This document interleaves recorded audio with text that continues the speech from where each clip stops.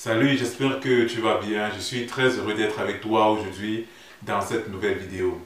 Alors dans celle-ci, on verra si l'amour existe encore aujourd'hui en 2022. Si tu veux savoir si c'est le cas, je te donne rendez-vous après le générique.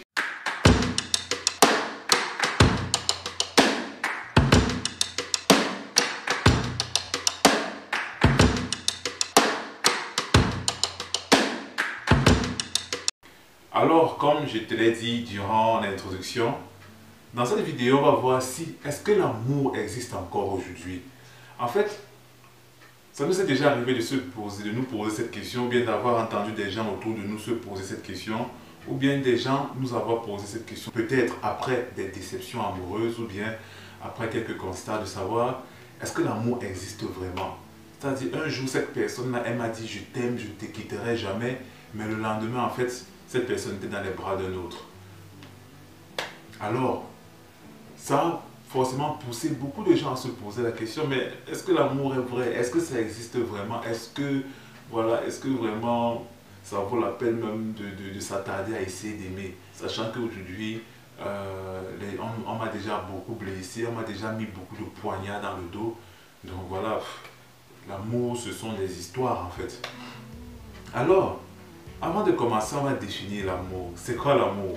Bon, l'amour en fait, c'est un sentiment que l'on ressent lorsqu'on a un sentiment qu'on n'a jamais eu dans le passé.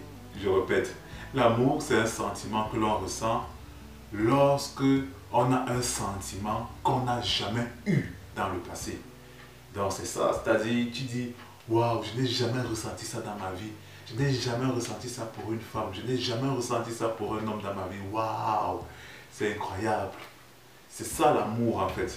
Et l'amour, c'est un état perpétuel d'extasie, c'est un état perpétuel d'anesthésie mentale. Parce que oui, quand on est amoureux, en fait, on ne réfléchit plus. On en perd tous nos sens en fait. Et c'est ça aussi qu'on dit souvent que l'amour rend bête, l'amour rend fou en fait. C'est-à-dire, oui, quand on est amoureux, on devient souvent fou, on devient souvent bête, on ne sait plus ce qu'on fait. C'est-à-dire, l'autre nous fait perdre la tête, comme on dit souvent, tu me fais perdre la tête. Bref, ça c'était un peu la définition de l'amour. Mais il y a un constat qui a été fait, surtout un constat au niveau de la langue, un constat linguistique. Le français, c'est une langue qui n'est pas très riche en vocabulaire. Donc, ce qui fait en sorte que le terme amour, en fait, a été galvaudé. En français, il y a beaucoup de phrases, il y a beaucoup de mots qui ont plusieurs significations. Par exemple, il y a, si je dis le maître, si je dis par exemple la maîtresse, on va se dire, voilà, la maîtresse de l'école primaire, ou bien la maîtresse, la seconde femme de ton conjoint. C'est ça, par exemple, c'est un thème qui a deux sens complètement opposés. Et en langue française, il y a beaucoup de mots pareils. Le vocabulaire en langue française, pardon, il est très pauvre. Ce qui fait en sorte que le terme amour, comme je disais précédemment, a été très galvaudé. Alors, pour mieux comprendre le terme amour, on va aller dans une autre langue très intéressante, la langue grecque. Dans la langue grecque, il y a quatre mots différents pour définir l'amour. Il y a quatre mots différents pour définir l'amour dans des contextes assez différents. Avant d'y arriver, je vais te faire un petit constat. Aujourd'hui, par exemple, tu vas dire à ta femme, je t'aime ma chérie. Demain, tu vas dire à ton frère, je t'aime mon frère. Demain, tu vas dire à ton ami, je t'aime mon ami. Demain, tu vas dire, waouh, j'aime mon chien. Après, tu vas encore dire, j'aime les gâteaux j'aime les gâteaux à la crème, pardon, j'aime les gâteaux à la fraise. Tu utilises le terme j'aime, mais est-ce que tu aimes autant ta femme que le gâteau à la fraise? Est-ce que tu aimes autant ton père que ton chien? Non, mais tu utilises le même terme. Et ce qui peut créer quelque part des confusions en fait. Non seulement pour toi, la personne qui exprime ton amour, mais aussi pour la personne à qui tu dis. Donc, c'est pour ça que on va discerner justement les quatre mots en grec qui définissent l'amour dans les contextes différents. En grec, les quatre mots qui définissent l'amour sont, il y a le terme philéos. Le terme philéos, ça décrit l'amour qu'il y a entre les amis. Ça décrit également l'attirance que tu peux avoir pour un domaine particulier, pour un objet. Je prends un exemple. Si tu veux dire à ton ami en grec, si tu veux dire à ton ami je t'aime, tu vas dire je te philéos. Si tu veux dire voilà, une connaissance que waouh, je t'aime bien, hein, tu vas dire je te philéos en fait. C'est-à-dire, ça c'est en grec. Et aussi, philéos aussi, par exemple, si tu aimes les mathématiques, tu vas dire je philéos les mathématiques. Si tu aimes la science, tu vas dire je philéos la science. Et ça, c'est le thème philéos. Par exemple, regardez philosophie. Philosophie, c'est quoi? Il y a philos, Sophia. Philos qui vient de philéos justement, qui signifie l'amour de la connaissance. Donc philosophie, l'amour de la connaissance. Philanthropie, une personne qui aime les gens. Un philogyne, c'est un homme qui aime les femmes. Contrairement au misogyne, un homme qui n'aime pas les femmes. Donc voilà un peu le terme pour le terme philéos en grec. Ensuite, en grec, nous avons le terme stégos. Le terme stégos, c'est l'amour que tu peux avoir pour les membres de ta famille. Les personnes qui te sont proches en fait.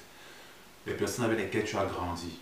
Par exemple, en grec, si tu veux dire à ton père je t'aime, tu vas dire je te stégos. Papa, je te stégos. Maman, je te stégos. Tu vas dire à ton frère je t'aime, je te stégos mon frère, je te stégos ma soeur. Et c'est ça. Donc, ce qui fait en sorte que là, il ne peut plus avoir de confusion. Quand tu vas dire à une personne que je te stégos, en fait, la personne va vraiment savoir, comprendre un peu la proximité qu'il y a entre vous deux. Tu peux aussi dire ça à un ami que tu considères comme un frère maintenant. Ensuite, nous avons le terme éros. Le terme éros, vous avez bien deviné, d'où le mot en français érotique. Le terme éros, c'est simplement l'attirance physique en fait que tu peux avoir pour une personne. C'est l'attirance sexuelle que tu peux avoir pour une personne.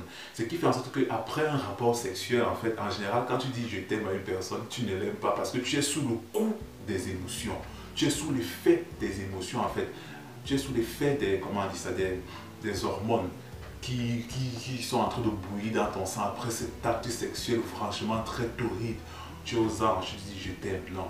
En fait, tu vas dire à la personne je te éros parce que l'attraction sexuelle qu'il y a entre vous deux est waouh, juste au top en fait. Donc c'est ça. Et maintenant, il y a le quatrième thème qui pour moi est le plus important, c'est l'agapé. Le thème agapé, en fait, il est beaucoup retrouvé dans la Bible et Jésus l'utilise par exemple. Et en fait, l'amour agapé, c'est un amour inconditionnel. L'amour agapé, c'est l'amour, pour nous les chrétiens, c'est l'amour que Dieu nous donne. C'est l'amour que Jésus a eu pour son Église. C'est simplement parce qu'on dit Jésus est mort pour nous à la croix, pour nous sauver de nos péchés. Donc, c'est un amour inconditionnel parce que Jésus n'a pas regardé, ah franchement ces gens se sont mal comportés, pourquoi est-ce que je meurs à la croix pour eux, ils ont fait ça. Il ne s'est pas reporté à ses sentiments, mais il s'est plutôt reporté en fait, c'est-à-dire au fait qu'il a décidé de nous aimer et il avait quelque chose à accomplir en fait. Donc, Jésus, avec l'amour inconditionnel ou l'amour agapé qu'il avait pour nous, il est mort à la croix. Donc, ce qui est important à savoir sur l'amour agapé, c'est quoi? C'est que premièrement, l'amour agapé, c'est une décision. Tu décides d'aimer une personne inconditionnellement.